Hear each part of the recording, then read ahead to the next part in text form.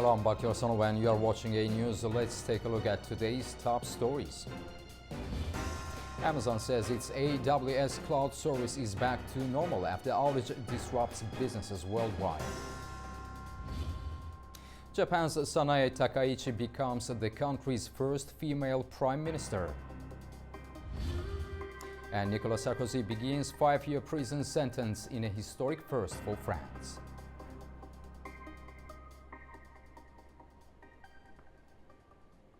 Thanks for joining us. Well, Monday's internet chaos left millions offline as Amazon's cloud platform AWS went down.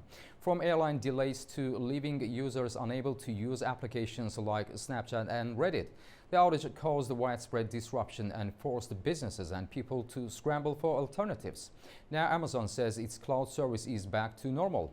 But let's take a look at how one outage on a single platform managed to ripple across so much of our online world and what it reveals about our growing dependence on big tech. Imagine waking up Monday morning to find that thousands of websites and apps you rely on, from Snapchat to Reddit, have simply stopped working. That was the reality as Amazon's cloud division, AWS, faced one of its largest outages in recent years, showing just how dependent the world has become on a handful of cloud providers. By early afternoon, AWS reported that most systems had been restored, though some regions were still seeing elevated errors. After more than 9 hours of disruptions, applications gradually came back online as of 1 p.m. Eastern Time, but AWS acknowledged that some services were still struggling. Outage tracker Down Detector recorded over 9,300 reports at that time, higher than the earlier peak of around 5,800 reports in the early morning. The disruption caused widespread business interruptions, delayed flights for airlines including Delta and United, and blocked consumers and workers from accessing essential online services. The outage began at AWS's US East 1 data center in Virginia, its largest and oldest site, which has seen similar failures in 2020 and 2021. So we live in an era right now where we are very dependent on the cloud providers, so we need them to be at the top of their game, and today Amazon was not. Experts say the incident highlights how vulnerable global systems are when so many rely on just a few cloud providers. This outage is one of the largest since last year's CrowdStrike malfunction. Monday's event is a reminder of the risks built into a hyper-connected digital world and the economic consequences when major cloud systems fail. Let's go to the Middle East, where humanitarian aid has resumed flowing into Gaza after deadly weekend airstrikes tested the fragile ceasefire. The United Nations says both sides have recommitted to the truce, but warns it remains on edge. Humanitarian aid is flowing back into Gaza, signaling that the ceasefire, shaken by one of its deadliest weekends, is still holding. According to local health authorities, Israeli airstrikes killed at least 26 Palestinians, including women and children, after militants launched an attack that left 2 Israeli soldiers dead. The United Nations says both sides have recommitted to the truce, but warns the calm remains extremely fragile. We are encouraged that the parties have reaffirmed their commitments to implementing the ceasefire in Gaza and commend the steadfast efforts of the mediators. We do, however, remain concerned by all acts of violence in Gaza and the reported attacks and strikes that took place. The Israeli military says its strikes targeted Hamas, field commanders and weapons depots. But in Gaza, residents say entire families were wiped out. In Khan Yunis and Nusayrat, survivors searched through the ruins. One relative called the ceasefire meaningless. They hit belts of fire while they were in their homes. This is the ceasefire, as you can see. The weekend bombardment briefly halted aid deliveries. But by Monday, convoys were again crossing through Kerem Shalom, carrying food, fuel and medical supplies. For the first time, Israeli authorities allowed UN monitors to oversee shipments at the nearby Kisufim crossing, a move described as a welcome step for transparency. And yesterday, for the first time, Israeli authorities allowed the United Nations to deploy monitors at the Kisufim crossing. This is, of course, a welcome development as it will provide us with much needed visibility into that segment of the pipeline. The UN's humanitarian chief, Tom Fletcher, has wrapped up a visit to Gaza and the West Bank, announcing a 60-day aid scale-up and inspecting UN projects supporting displaced families. Regional partners from the Gulf and Australia have pledged fresh funding as international agencies race to reach those still without shelter or clean water. U.S. Vice President J.D. Vance arrived in Israel to assess the fragile ceasefire between Israel and Hamas, which has come under strain amid renewed hostilities and accusations of violations from both sides. Israeli Prime Minister Benjamin Netanyahu said Vance's visit would focus on security challenges and diplomatic opportunities as Israel continues efforts to implement the U.S.-brokered ceasefire plan. Netanyahu also highlighted the ongoing issue of hostages, noting 16 deceased hostages remain in Hamas custody, while 13 bodies have been returned so far under the agreement. Sanae Takaichi has won an historic vote to become Japan's first female prime minister. Parliament appointed Takaichi as prime minister after she unexpectedly won a majority in a first round of voting. Laura Westbrook has more. Known as Japan's Iron Lady, Sanae Takaichi is Japan's 5th premier in as many years, and so called because she is an admirer of British Prime Minister Margaret Thatcher. Now, she has pledged to make Japan's economy stronger and reshape Japan as a country that can be responsible for future generations.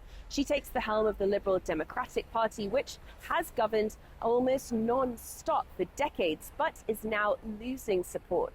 The Komeito Party was uncomfortable about Takaichi's conservative views and an LDP slush fund scandal and quit their coalition. That forced Takaichi to form an alliance with the reformist right-leaning Japan Innovation Party, and that was signed on Monday evening.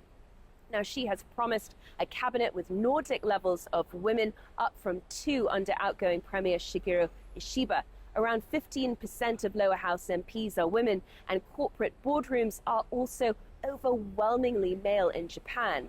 And she takes office as US President Donald Trump is set to visit next week. Details of a trade deal between Washington and Tokyo remain unresolved. Donald Trump has said that he wants Japan to stop Russian energy imports and to boost defense spending.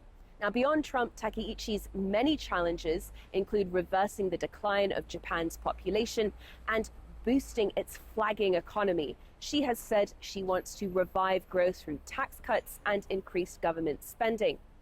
And she will have a major task ahead of her: to rebuild the trust of the public in her Liberal Democratic Party. Whether Takaichi is the answer to LDP's recent unpopularity rests on whether she can quickly deliver results. Laura Westbrook for A News in Hong Kong. Former French President Nicolas Sarkozy has begun a 5-year prison term, making him the first former leader in French modern history to be jailed for corruption. His imprisonment has sparked protests, political debate, and questions about justice and stability in France. Former French President Nicolas Sarkozy began serving a 5-year prison sentence on Tuesday, becoming the first former French leader in modern history to be incarcerated for corruption. 70-year-old Sarkozy was handed his sentence in September for criminal conspiracy over a plan for late Libyan dictator Muammar Gaddafi to fund his electoral campaign. A Paris judge ruled that Sarkozy would start to serve time without waiting for his appeal to be heard due to the seriousness of the disruption to public order caused by the offence. France's right-wing former leader Sarkozy led France from 2007 to 2012. The investigation against him began in 2013, and during the trial, it was revealed that the politician's presidential campaign was illegally funded by the Libyan government. Nicolas Sarkozy denied his guilt and called the verdict insulting France.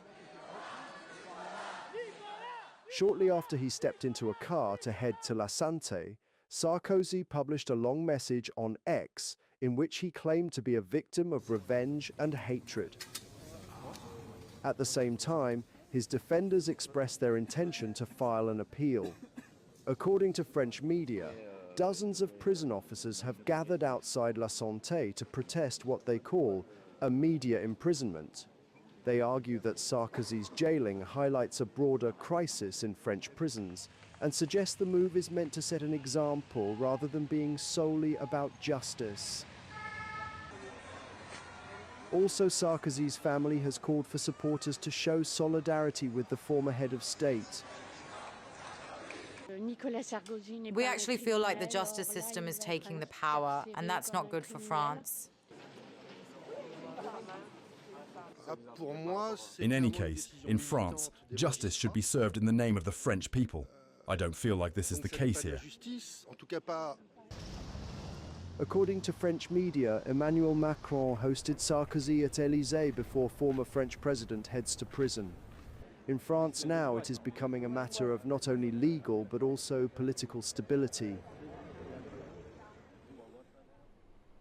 U.S. President Donald Trump said he will visit China early next year at Beijing's invitation. Trump also said he expects to work out a fair trade deal with Chinese President Xi Jinping.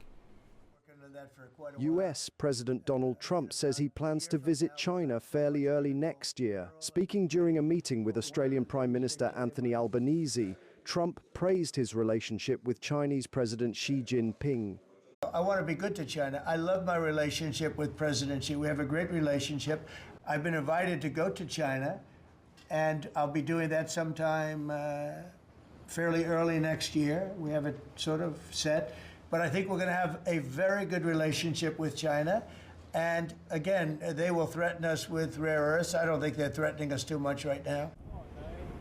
Trump's statements come after a tense week in U.S.-China trade relations. Trump recently threatened to impose an additional 100% tariff on Chinese imports, responding to Beijing's new export restrictions. During the meeting, Trump said the higher tariff rate would take effect on November 1st, unless both sides reach a deal, but added that he remains optimistic. China's paying 55% and a potential 155% come November 1st, unless we make a deal. And I'm meeting with President Xi. We have a very good relationship. We're going to be meeting in South Korea in a couple of weeks. I expect we'll probably work out a very fair deal with President Xi of China. Tariffs on Chinese imports currently stand at 30%. The White House has not yet announced exact dates for the visit, but Trump's planned trip could mark a turning point in U.S.-China relations. EU ministers agreed in Luxembourg on phasing out Russian gas and oil, coordinating sanctions against the shadow fleet. Our Anita Sharma has more in Arham. Welcome to This Day in Europe as European foreign ministers meet in Luxembourg. The EU's foreign policy chief, Kaja Kallas, set the tone with a clear message. The bloc remains firmly aligned with Ukraine, but the road ahead demands more than words. She noted that efforts by partners such as the U.S. to bring about peace are welcome, but the reality is Russia, quote, only understands strength and only negotiates when it's really put to negotiate.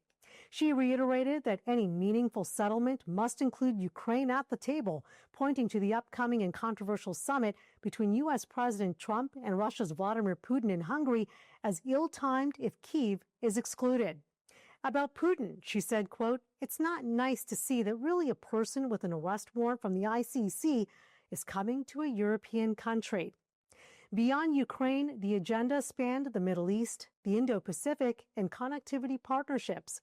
Ministers discussed the humanitarian situation in Gaza, the need to reinforce the EU's Indo-Pacific reach, and the upcoming discussions with Central Asian and South Caucasus partners.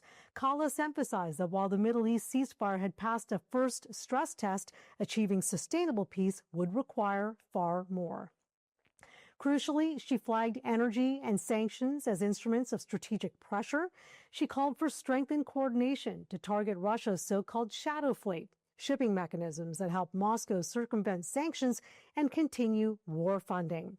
She said discussions are taking place with member states on how to better coordinate actions regarding the shadow fleet. Parallel to the foreign policy meeting, the EU's energy ministers met and agreed to a landmark roadmap phasing out Russian oil and gas. Under the agreement, new Russian gas import contracts will be prohibited from January, short-term contracts will end by next June, and long-term contracts will be terminated by January 1st, 2028. For oil, the phase-out date remains the end of 2027 under current legislation. The ministers framed this as a dual move, cutting off a major revenue stream to Russia's war machine while shoring up the EU's energy independence and resilience. Member states are required to prepare national diversification plans by next March. However, significant challenges remain. Countries such as Hungary and Slovakia, heavily reliant on Russian energy, have voiced strong reservations. Budapest especially warned that a forced cutoff would deeply damage its energy security and economy. Overall, though, the meetings mark a moment of convergence for the EU. Foreign and energy policy becoming explicitly intertwined. Europe is signaling that its support for Ukraine, its diplomacy in the Indo-Pacific, and its internal energy transition are part of one overarching geopolitical blueprint. Collis's remarks underscore that for the EU, defense, diplomacy, and energy are no longer siloed, but are part of the same strategy.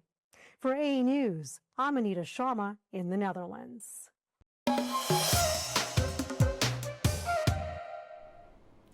Welcome back to A News. The European Union's energy ministers have reached a major agreement in Luxembourg. The ministers have endorsed a coordinated plan to phase out Russian gas and oil imports, while also tightening sanctions against the so-called shadow fleet used to circumvent restrictions.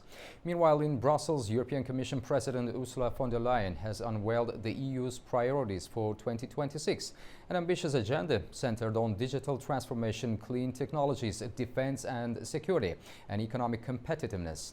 The roadmap also emphasizes democracy, social fairness and sustainability, with several new legislative and policy initiatives now awaiting assessment by the European Parliament.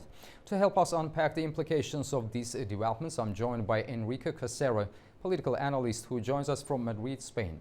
Mr. Casero, welcome to the program. Thank you very much for having me.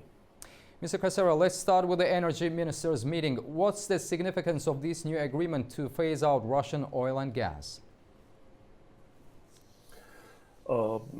I want to be sort of skeptic with this sort of agreement, or with disagreements indeed, because we know for sure that even when the sanctions were ruling, the commerce the trade was going. So right now we can say that we have a European Union split in two.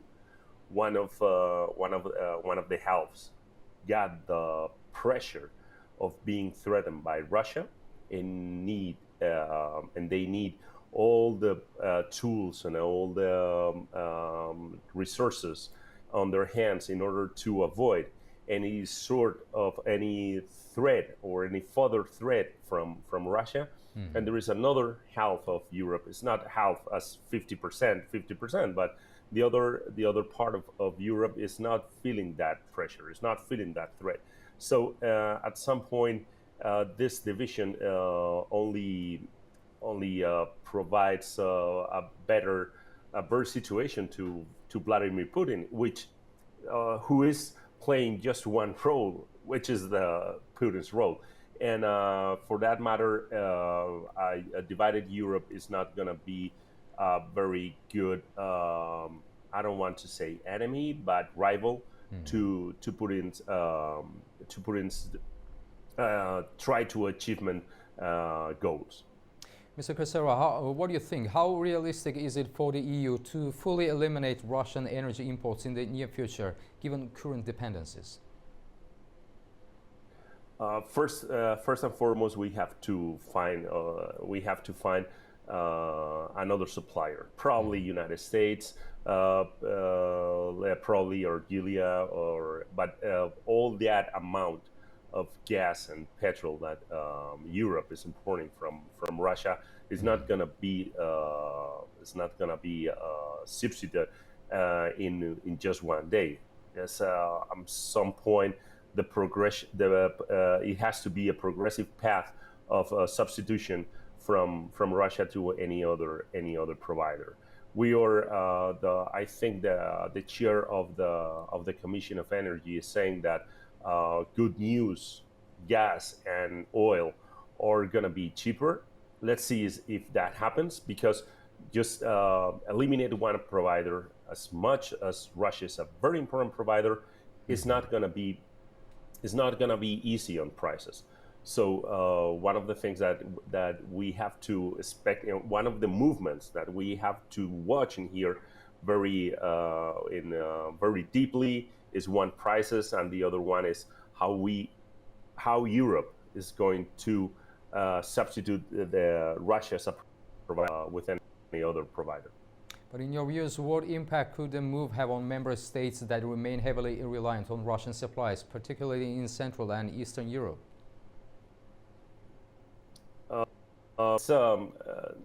It's something that we are dealing with since the very of the war. And as I said, it's not gonna be.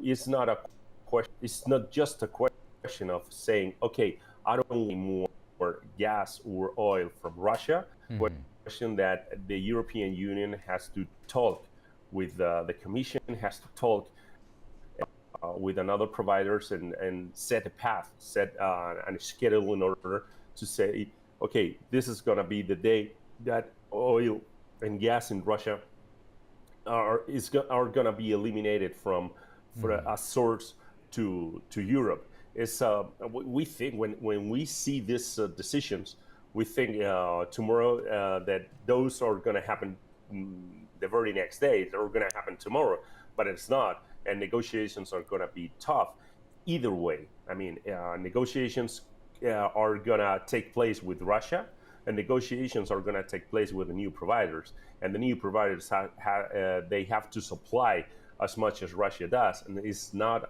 an easy question to solve. I mean, I can applaud the intention, but the means and ways and a schedule is going to be a tough question. So shifting to Brussels, how do Ursula von der Leyen's 2026 priorities reflect the EU's broader response to a changing geopolitical environment? I don't want to dampen the mood at all, but at some point I see these objectives, these goals, as low as I said with changing the suppliers of Russian energy. I've been checking her main points in order to establish them as 2026 priorities, and I see nothing that can give me any sort of a new hope, or even try to get on track with important countries for Europe, as the United States and China and Russia. I mean, probably the UK the UK is as out of phase as we are right now. But on the other way, I see the United States, which is pushing a lot. Russia, which means a big threat for Europe. And as I said before, there is a split in Europe that considering Russia as a threat, and of course China, which is dominating any movement from Russia. And so whatever I saw and whatever I checked and whatever I read about about the intentions of Ursula von der Leyen for being goals in 2026 for the European Union, I see the same old song. I mean, okay, clean energy, fine. Digitalization, great. Trying to improve and modernize Europe in technology. That's something that I've heard before, and I don't see any sort of a big push in trying to get dominance of the between or amongst the other countries. Europe right now is a very heavy element, a very heavy matter to move. So if it's that heavy, it's very slow in moving. So I don't see any sort of a special push trying to move that big animal or matter or ball or whatever we can put the metaphor with Europe.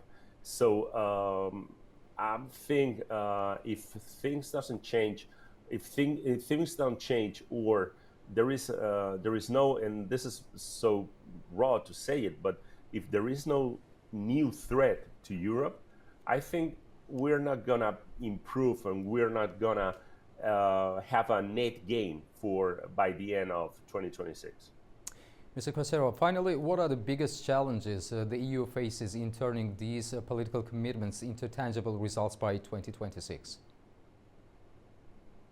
Mainly agreement. I know maybe I'm repeating a lot myself, but Russia is a threat.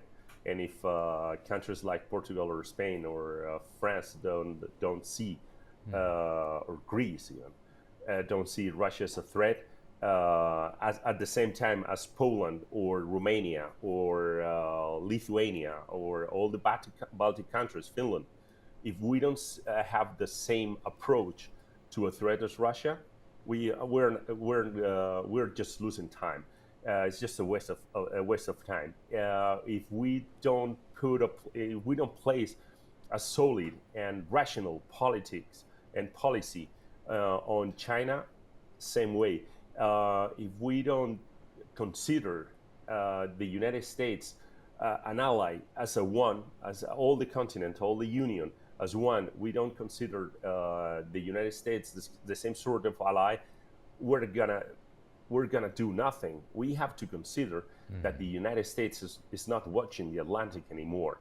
It hasn't happened right now with Donald Trump. It's something that started with Obama back in 2008. So back then, Obama considered that the Pacific X was the next risk or the next challenge for the United States. So Europe is a question for Europeans, and the United States considers this sentence or this claim very, very seriously.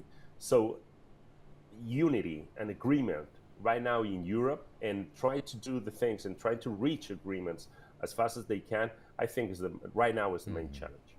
Enrique Quasero, thank you very much for talking to A News. It's been a pleasure having you on the program. Thanks a lot. Thank you for having me.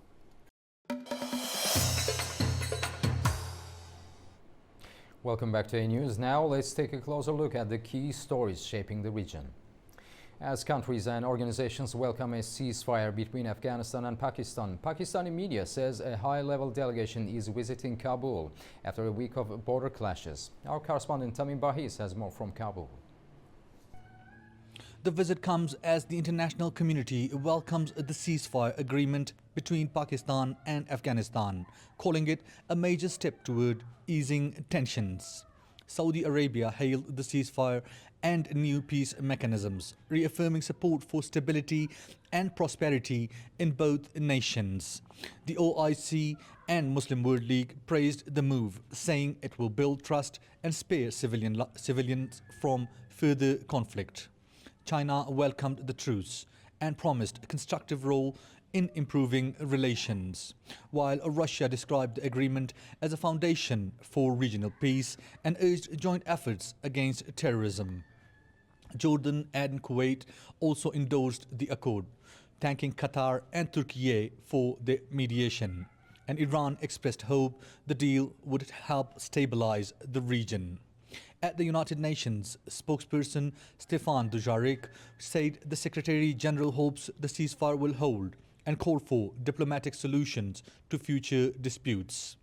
UN Human Rights Envoy Richard Bennett welcomed the agreement as a vital step, offering condolences to the victims and stressing that international law must be upheld. For now, attention turns to Kabul, where Pakistan's delegation is holding talks, parts of renewed efforts to turn the ceasefire into lasting peace. Tamim Bahis, Kabul, A News. The European Union and countries from the Black Sea and Central Asia have agreed to boost cooperation on security and connectivity, linking Europe and Asia through new trade, transport and energy corridors. The deal was reached at a high-level meeting in Luxembourg with delegates from Azerbaijan, Turkey and Kazakhstan. At a high-level meeting in Luxembourg, delegates from Azerbaijan, Turkey, Kazakhstan and others endorsed a joint plan to build a more stable, better connected and resilient region amid growing geopolitical tensions. Talks centered on the Black Sea's strategic importance, a vital route for global grain exports, energy transit and maritime trade. Participants discussed plans for a Black Sea maritime security hub to protect critical infrastructure, enhance Coast Guard cooperation and counter hybrid threats, measures Brussels says will also bolster Ukraine's security. The second part of the meeting centered on the cross-regional connectivity agenda, a plan to coordinate strategic investments linking Central Asia, the South Caucasus and the EU. It includes upgrading the Trans-Caspian transport corridor, boosting digital links through high-speed internet and expanding renewable energy connections to diversify energy supplies and advance the green transition. Officials said simpler customs and digital trade systems could attract private investment and boost regional growth. For Azerbaijan, Kazakhstan and other transit countries, the plan could turn them into vital bridges between Europe and Asia. It would strengthen their role in global logistics and energy supply chains. Brussels says the meeting set out a step-by-step plan for deeper cooperation, with details will be finalized at the Trans-Caspian Connectivity Forum in Tashkent this November. President Ilham Aliyev of Azerbaijan is currently on a state visit to Kazakhstan, highlighting the growing partnership between these two key Turkic nations. Here is the latest from Astana from Orkan Amashov. And I am joining you from the Koda Palace here in Astana again. Just a few moments ago, President Aliyev and President Tokayev concluded their press briefing. That was a press briefing, not a press conference. And of course, a number of important announcements have been made and a number of important documents were exchanged in full view of the press. Indeed, President Tokayev described this trip as of critical importance. He used this particular term with a particular emphasis, describing President Aliyev as a leader, statesman of great significance and historic proportions and caliber.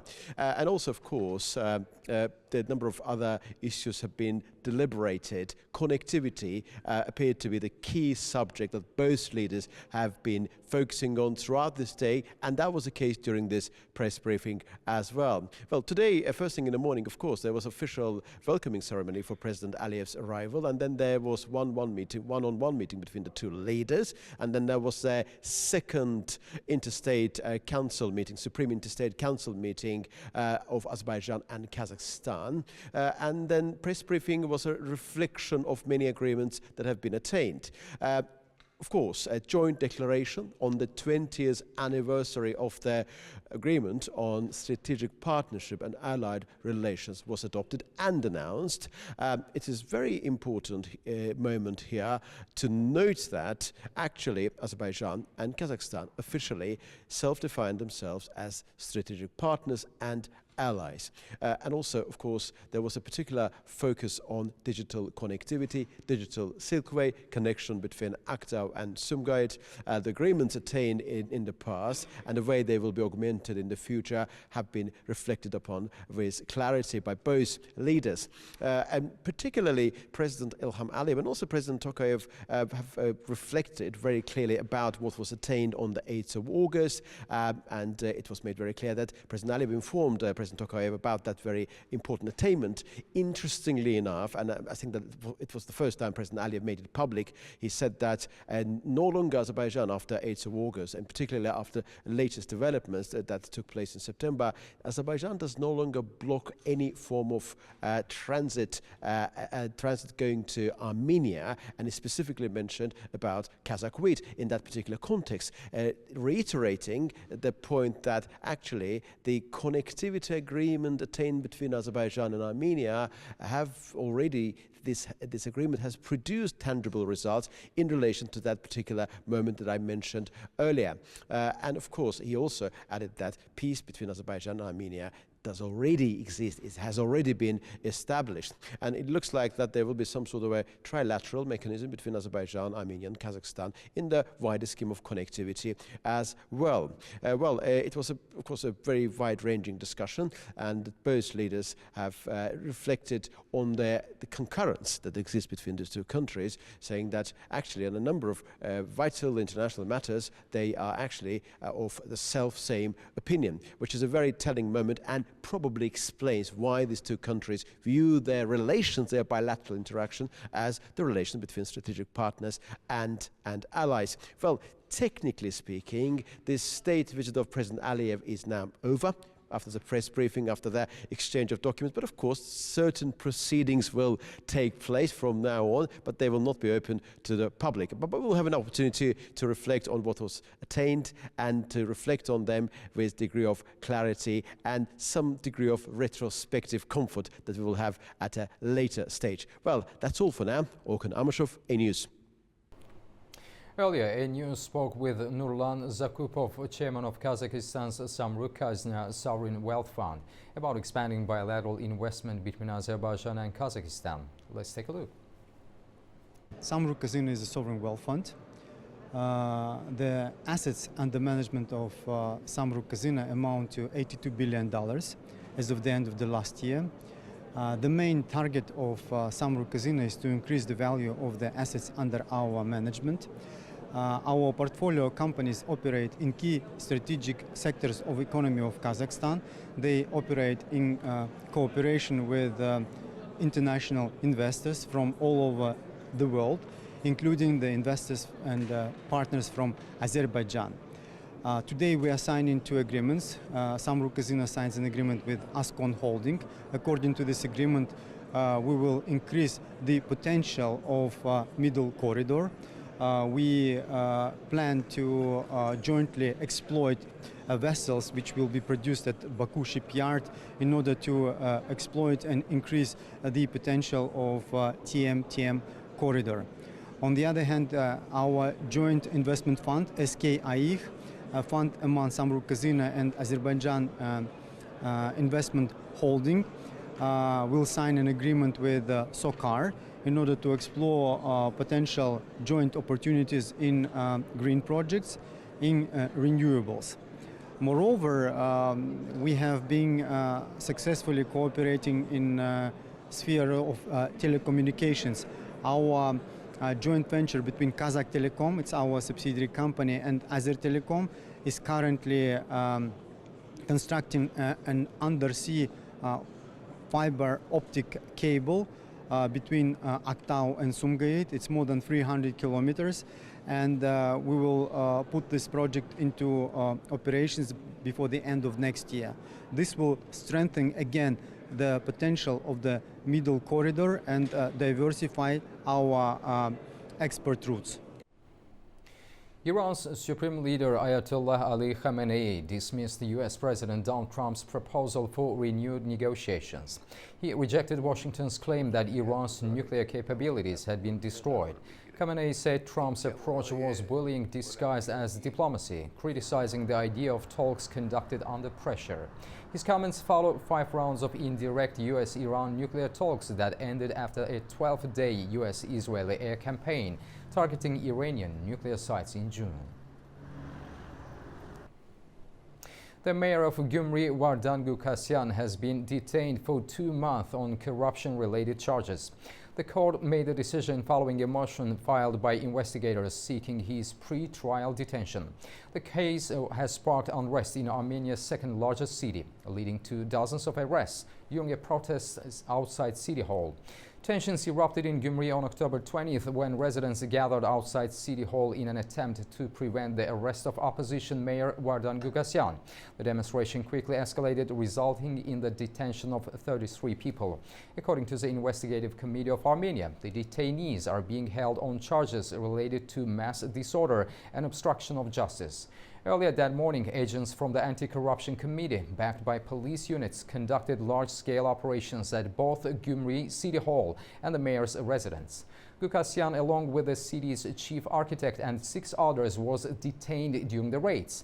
Investigators say the mayor and his associates are suspected of taking bribes to ignore illegal construction projects across the city.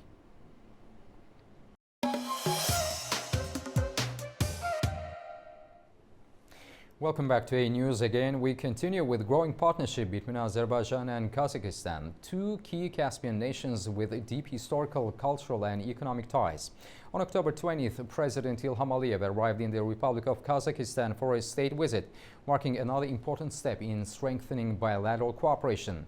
During the visit, both sides are expected to discuss a broad range of topics from energy, transport and trade to regional connectivity and multilateral cooperation within organizations such as the Organization of Turkic States and the Caspian Economic Forum. To help us unpack the significance of this visit and its broader implications for the Caspian region's geopolitics and economy, I'm joined by Rosa Bayramli, leading advisor at the Center of Analysis of International Relations. Rosa, welcome to the program. Thank you for having me.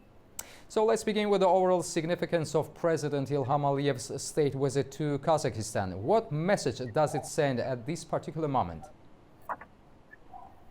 Well, first of all, I would like to mention that this visit signals a strategic consolidation across Trans-Caspian region overall. For now, I would like to say that both Kazakhstan and Azerbaijan can be considered like middle powers. So their role in the world politics is growing day by day. In the current geopolitical situation, the geographical location of both of the countries is very important. And here, I would like to say that one of the main issues is this transport and logistics, this sphere of cooperation. Besides that, you know that Azerbaijan and Kazakhstan are cooperating on the basis of strategic alliance, which is very important. So both leaders in their regions, the countries are building a strong cooperation. And this cooperation is useful for wider Trans-Caspian region, not only covering Central Asia and South Caucasus, but also the broader region connecting Europe to China. So let's say that within this like broader cooperation within the world states, the cooperation between Azerbaijan and Kazakhstan plays an important role. And here, this visit is aiming at the deeper cooperation between the two regions of South Caucasus and Central Asia. Ms. Bayramli, both countries are major energy producers. How are they cooperating in the oil and gas sectors, especially regarding Caspian transport routes? Yes, both countries are very important, pay very big attention to the energy sector and the cooperation. As you might know, there is an agreement between the SOCAR and which is Azerbaijan, one of the major oil companies, and Kazmunaygas. Besides that, since 2023, Kazakhstan has been routing growing volumes via Baku-Tbilisi-Ceyhan pipeline, and actual officials are discussing doubling this transit, and it might reach about 7 million tons a year by 2027, which will be a significant step within the cooperation in the sphere of energy. Besides that, between Azerbaijan, Kazakhstan and Uzbekistan, there is existing agreement on green energy, which is also an important sphere of cooperation. So I would like to say that this sphere is quite important for both countries, and both of them are trying to develop this sphere of cooperation. So the Middle Corridor initiative has gained renewed attention. How central is the Azerbaijan-Kazakhstan partnership to the corridor's success? Well, Middle Corridor for now, it is called as an alternative road, but for now I would say that it is one of the main roads connecting East and West. because the northern road isn't now operational. So middle corridor is very important within the regional cooperation itself, and transport and logistics is one of the main spheres of discussions within this visit. The middle corridor connects China, Kazakhstan, overall Central Asian states, Caspian Sea, Azerbaijan, and through Georgia, Turkey to Europe. And it is very important to develop this route actually. And these countries, Kazakhstan and Azerbaijan, and overall Central Asian states, they are very interested in developing out this road.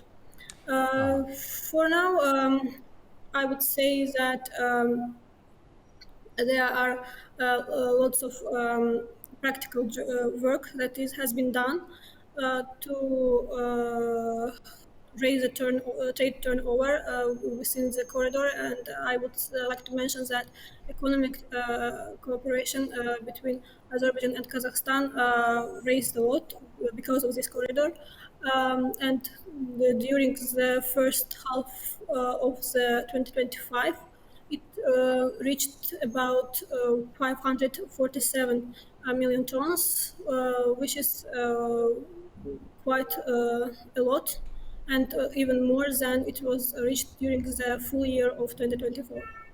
Ms. Bayramlı, to what extent do Baku and Astana align on regional security issues, especially in light of ongoing geopolitical tensions involving Russia, China, and the West?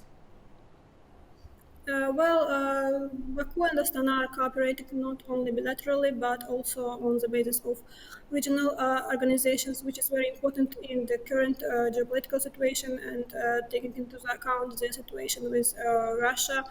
And here I would like to mention the importance of the Organization of Turkic States and the recent summit which was held in Gabon. Here it is very important that in the Turkic world such issues as security and peace are one of the main topics of discussions. We know that Kazakhstan and Azerbaijan has like cooperation. The level of cooperation in the sphere of military is very high within these between the two states. So this is quite important, and the cooperation on the basis of OTS is actually very important, not only for Turkic states but also for the broader region, because it concerns the security issues within the whole Trans-Caspian region. Ms. Bayramlı, do you think this visit could pave the way for more coordinated policies among Caspian littoral states on environmental or maritime issues? Sure. This visit actually covers this agenda too, and here I would like to talk about the pollution monitoring, oil spill response, and traffic management, which will improve the ecological issues within the Trans-Caspian region. And actually, this area is also very important and is one of the main issues that will be covered during this visit. Rosa Bayramlı, thank you very much for talking to A News. We greatly appreciate your time and expertise. Thanks a lot. You are up to date with world news for the hour. Thank you for watching and stay tuned to A News for more.